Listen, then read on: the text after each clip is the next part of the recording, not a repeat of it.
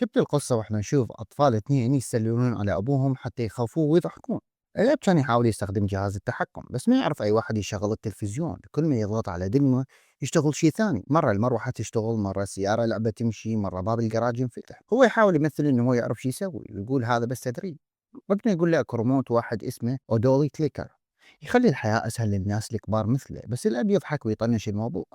قبل ما يطلع للدوام يوعد ابنه انه يكمل بناء بيت الشجرة من يخلص شغله المهم بالمكتب. بعد ازدحام طريق طويل يوصل للمعماري مايكل متأخر للمكتب، يدخل على اجتماع بمديره وهي أمير عربي اسمه الأمير حبيبه، ويحاول يعتذر ويقول السبب كان أكل لامبرجيني حمراء واقفة بمكانه، بس الرجال العربي ينزعج لأن الأمير نفسه يسوق لامبرجيني حمراء، فيصحح بسرعة ويقول لا قصدي فيراري زرق. يبدأ يعرض تصميم مطعم بس الأمير يريد يطول البار أكثر من المخطط ويريد تغييرات ثانية. المدير فورا يوافق على كل شيء الأمير يريده بدون نقاش. مايكل ينقهر ويقول بشكل ساخر يعني تريدني أصمم لك بيت دعارة؟ الكل ينصدم، واحد منهم يقول له شلون تتجرأ تقارن مطعم الأمير بهالشيء؟ يحاول يعتذر ويغلط باسم الأمير. بعدين المدير ينطيه مشروع ثاني لليابانيين، هو يصير محتار يروح لاجتماع مهم لا يروح السباحة مال بنته. يحاول يلحق اثنين، يروح للمسبح بس متأخر ويغلط يحسب ولد ثاني هو ابنه. الولد يقول له انت مو ابوي. مايكل يضحك ويقول له من يقول؟ بالليل بالحفلة ابنه ياكل ايس كريم مثل ابوه، وامه تقول له ده يقلد ابوه بكل شيء. مايكل دائما مشغول بالمكالمات والشغل، يقول لزوجته دونا انه ما راح يروحون تخييم هالسنة لان عنده مشروع مهم. هي تعصب وهو يقول انه لازم اشتغل حتى امن مستقبل احسن لكم. صار بيناتهم مشاكل، بعدين يريد يشغل برنامج عن العمارة اليابانية حتى يتعلم للمشروع، بس بالغلط ياخذ ريموت لعبة ويشغل هليكوبتر. اللعبة تضربه براسه ويصيح من الوجع، فيقرر يروح يشتري ريموت جديد. يروح المحل، مايكل يتعب ويتمدد على تخت بالمحل، وبعدين يشوف باب مكتوب عليه بيوند فيدخل من الفضول. هناك يلتقي رجال اسمه مورتن يرحب بيه ويقول له انت رجال زين. الرجال يوديه لغرفة كبيرة مليانة أجهزة وينطيه ريموت ويقول له أكو قاعدة واحدة بس ما تقدر ترجع. مايكل يقول لك ماكو مشكلة وياخذ الريموت ويرجع للبيت. بالبيت يشغل التلفزيون وزوجته تيجي تحكي وياه عن المستقبل والعائلة، وهو يضغط بوز حتى يشرح لها بس يكتشف انه هي تجمدت، الوقت توقف مو بس التلفزيون. بعدين الشريب يبدي ينبح فيضغط على دقمة نص الصوت، فجأة صوت الشرب يختفي، يرفع الصوت يرجع صوت الشرب. بعدين لما يطلع الكلب للحمام ويتأخر يضغط التسريع، وفجأة الكلب يتحرك بسرعة جنونية ويرجع للبيت. هنا يستوعب الريموت يتحكم بالحياة مو بس بالتلفزيون. الصبح يشوف زوجته وهي زوجة الجيران تحكي بالمطبخ. لما دخل مايكل كان يحكي، يقول له صباح الخير مايكل، شكلك تعبان اليوم. هو يجاوبها بسخرية ويقولها انت شكلك فوضوية مثل العادة، دونه زوجته تبوسها قدامها. فالجيران هم تغار وتقول نتمنى واحد يعاملنا مثل ما لون يعامل مايكل. مايكل يضوج من هاي النقاشات فيطلع الريموت ويضغط على كلمة ميوت، وفجأة صوتها يختفي وهي بدها تحكي وماكو صوت يطلع. وبعد شوية يطلع مربع بالفيديو يمها مثل التعليق الصوتي بالمباريات يرجع الصوت الطبيعي. مايكل يروح لمورت ويريد يفهم الريموت. مورت يقول له جرب زر المنيو. من يضغط فجأة يلقى نفسهم داخل مشاهد من حياة القديم، يعني يقدر يرجع يشوف ذكرياته مثل فيلم. يروح اليوم قديم بالمكتب، كانت موظفة جايبت له أكل، وبعدين يرجع أكثر ويشوف نفسه وهو ينولد، والدكاترة يضحكون على حجمه وهو طفل. بعدين يرجعون للحاضر. مورك يقول له تقدر ترجع لأي وقت بحياتك وتشاهده، وإذا تريد تعيش اللحظة مرة ثانية هم تقدر. ذكريات الطفولة. يرجع الوقت كان طفل بالمخيم وأصدقائه راحوا يتفرجون تلفزيون وعافوه. هو رجع لأهله كان كلش متضايق لأن أهله كانوا يعيشون بخيمة مو مثل باقي الناس عندهم. بعدين يرجع للحاضر. مايكل يبدي يستعمل الريموت بحياته. مرة ابنه كان يلعب وابن الجيران كان يضحك عليه. مايكل وقف الوقت وحرك ايد الولد، ومن رجع الوقت الولد انضرب بالطوبة بوجهه.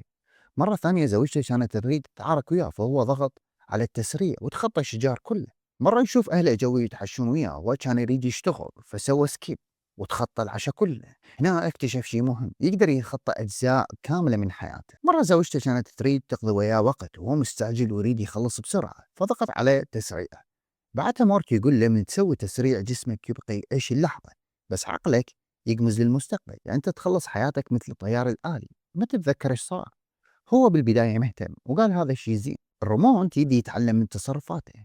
بعدين صار شيء كلش خطير، كل الأشياء اللي كان يختصرها الشجارات المرض الطريق العلاقات الزوجية والعشاء حتى المشاكل، الرومانت صار يتعلم ويختصرها وحده بدون ما يضغط. حياته قامت تقمز سنين فجأة، يخفي السنة كاملة.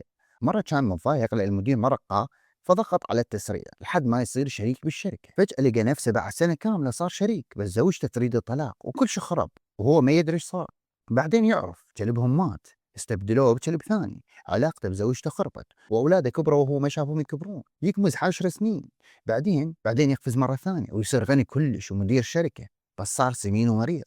ابنه صار يشبهه ومهووس بالشغل، بنته صارت مراهقة وتكرهه، وزوجته تزوجت مدرب السباحة. هنا يبدأ ينهار نفسيا. بعد ما قفز 10 سنوات وصار مدير شركة وغني، راح للحديقة وشاف زوجته دونا وهي مدرب السباحة. بعدين شافهم هم يتقوسون، انصدموا وهاجموا المدرب وضربه، وزوجته صاحت عليه وقالت: انت عفتنا طول عمرنا، انت اختاريت الشغل مو العائلة.